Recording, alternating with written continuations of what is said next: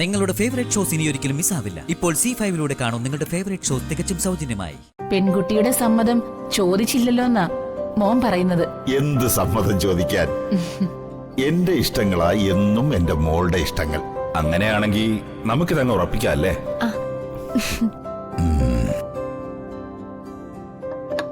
ഏറ്റവും അടുത്ത ശുഭമുഹൂർത്തത്തിൽ നാടറിയിച്ച് ഒരു കല്യാണം. ഉറപ്പ്.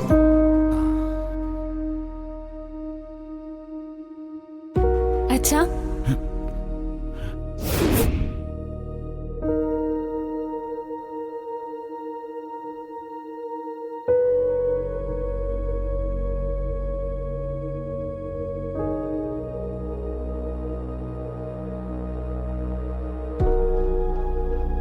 അച്ഛന്റെ ഏട്ടന്റെ അനുവാദത്തോടെ ഈ ബന്ധം നടക്കില്ലെന്ന് ബോധ്യമായപ്പോ ഇഷ്ടപ്പെട്ട ആളിനെ കൊണ്ട് ഞാൻ എന്റെ കഴുത്തിൽ താലി ചാർത്തി.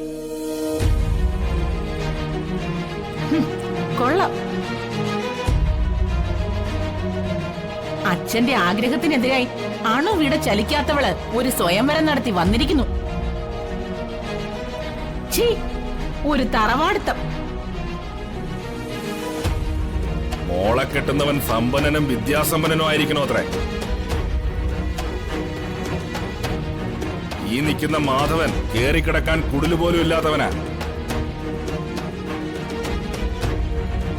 ഏതായാലും മോള് കണ്ടെത്തി തന്ന മരുമകൻ പരമ ദരിദ്രവാസി ആയിപ്പോയല്ലോ വർമ്മേ. വാടാ. കുടുംബം തുലയ്ക്കാൻ വന്ന ദ്രോഹി.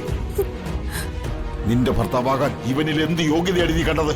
എന്തൊക്കെ അയോഗ്യതകൾ നിങ്ങൾ ഇദ്ദേഹത്തിൽ കൽപ്പിച്ചാലും എന്റെ കഴുത്തിൽ താലി ചാർത്തിയ ഭർത്താവാണ്. എനിക്കുള്ളതെല്ലാം എന്റെ ഭർത്താവിന് അവകാശപ്പെട്ടതാ. സ്വത്ത് മോഹിച്ചൊരു പെണ്ണിന്റെ ജീവിതം തൊലച്ച പട്ടി.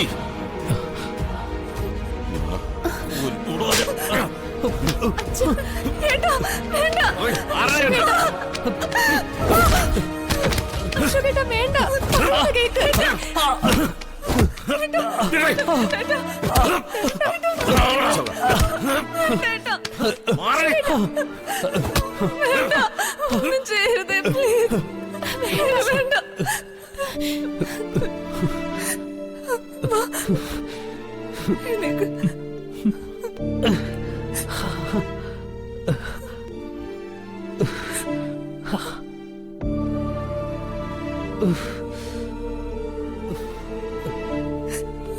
സ്വന്തമായിട്ട് സ്വത്തും വീടൊന്നും ഇല്ലാത്തതാണ് എന്റെ ഭർത്താവിന്റെ അയോഗ്യതയെങ്കിൽ അത് ഞാനങ്ങ് സഹിച്ചു. പിന്നെ എന്റെ സ്വത്ത് മോഹിച്ചാണ് അദ്ദേഹം എന്നെ സ്വീകരിച്ചെന്ന് കരുതുന്നെങ്കിൽ നിങ്ങൾക്ക് തെറ്റി. ഇവിടുത്തെ സ്വത്തിൽ നിന്ന് ഒരു വൈക്കോൽ തുരുമ്പ് പോലെ എനിക്ക് ആവശ്യമില്ല. എല്ലാം ഉപേക്ഷിച്ച് ഞാൻ ഇപ്പൊ ഇവിടുന്ന് ഇറങ്ങുവാ.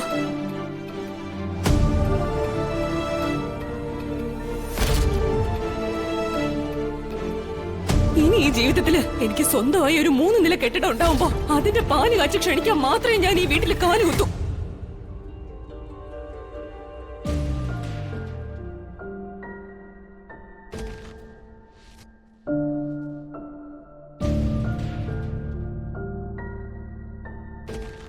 എന്താ ചന്ദ്രു? തറവാട്ടിൽ നിന്ന് ഇറങ്ങുന്നതിന് മുമ്പ് ഞാൻ എന്താ പറഞ്ഞത്? ശപഥം. 3 നില കെട്ടിടത്തിന്റെ ഉടമയാകാതെ തറവാട്ടിൽ കാല് കുത്തില്ല എന്നുള്ള ഉഗ്ര ശപഥം. ഒരിക്കലും നടക്കാത്ത കാര്യം. എല്ലാ പ്രതീക്ഷകളും വിശ്വാസങ്ങളും എന്നിൽ അർപ്പിച്ചുകൊണ്ടാണ് നീ എന്റെ കൂടെ ഇറങ്ങി തിരിച്ചത്. അത് നിറവേറ്റേണ്ടത് ഭർത്താവായ എന്റെ കടമയാണ്.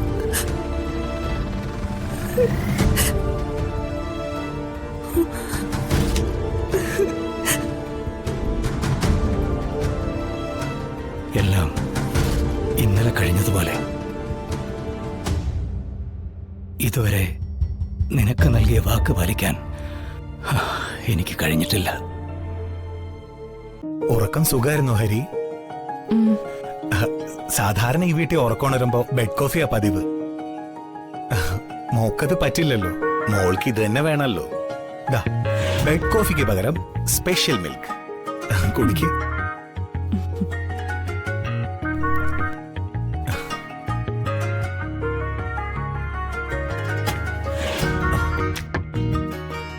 സ്പെഷ്യൽ മിൽക്ക് എങ്ങനെയുണ്ട്?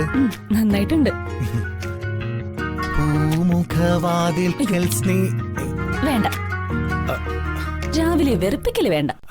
വേണ്ട, ഹരിമോക്ക് ഇഷ്ടപ്പെടാത്ത ഒന്നും ഞാൻ ചെയ്യില്ല. ഇഷ്ടപ്പെടുന്ന എന്തും ചെയ്യുകയും ചെയ്യും. അയ്യോ, എനിക്ക് ഓഫീസ് പോകാൻ ടൈമായി. അതിനെന്താ, ബാത്റൂമിൽ നിന്റെ പേസ്റ്റ്, സോപ്പ്, ഷാംപൂ എല്ലാം എടുത്തു വെച്ചിട്ടുണ്ട്. വെള്ളം വരെ ചൂടാക്കി വെച്ചേക്കുവാ. ആരും കയറാതെ കുളിമുറി ഞാൻ ബ്ലോക്ക് ആക്കി വെച്ചേക്കുവാ. ഇനി ചെന്ന് കയറി അങ്ങ് കുളിച്ചാ മാത്രം മതി.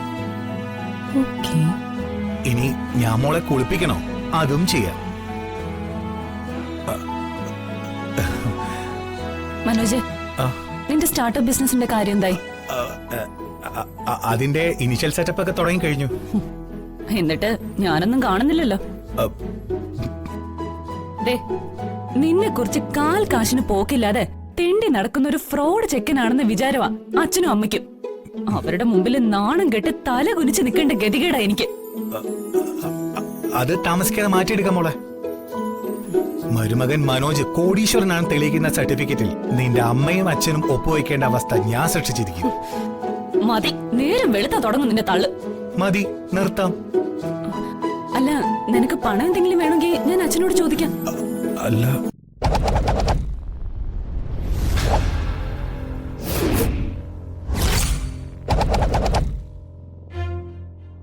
ഈ തെണ്ടി തല്ലിക്കൊള്ള. അയ്യോ അമ്മേ, അയ്യോ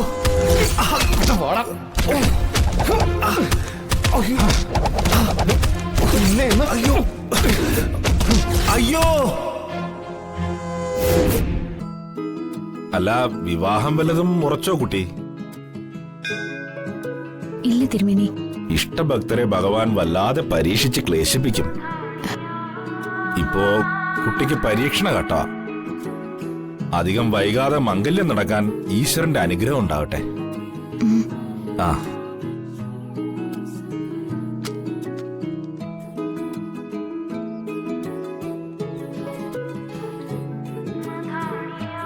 ആ പെൺകുട്ടി ഏതാ? അതെ, മാധവൻ നായരുടെ മോളാ. നല്ല തറവാടിത്തവും അടക്കോ ഒതുക്കോ ഉള്ള പെൺകുട്ടി. തറവാടിത്തവും ചന്തവും ഉണ്ടെന്ന് പറഞ്ഞിട്ട് എന്താ കാര്യം? ഇതുവരെ കല്യാണം നടന്നിട്ടില്ല. എത്രയോ ആലോചനകൾ വന്നതാ. ഓരോരോ കാരണത്താൽ എല്ലാം മുടങ്ങി പോവാ. എന്തോ വലിയ ജാതകദോഷമുള്ള പെണ്ണാ. അവൾക്ക് ഭർത്താവ് വാഴില്ലെന്നാ പറയുന്നേ. ജാതകം അങ്ങനെയാണെങ്കിലും കാണാൻ വൃത്തിയും ജയിലൊക്കെ ഉള്ളതുകൊണ്ട് ഒരു രണ്ടാം കെട്ടുകാരനെങ്കിലും കിട്ടാതിരിക്കില്ല.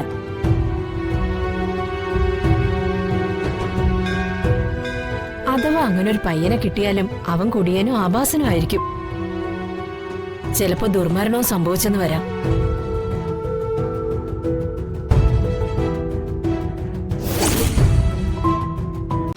ഡൗൺലോഡ് ചെയ്യൂ C5 ആപ്പ്. കാണൂ എല്ലാ എപ്പിസോഡുകളും സൗജന്യമായി.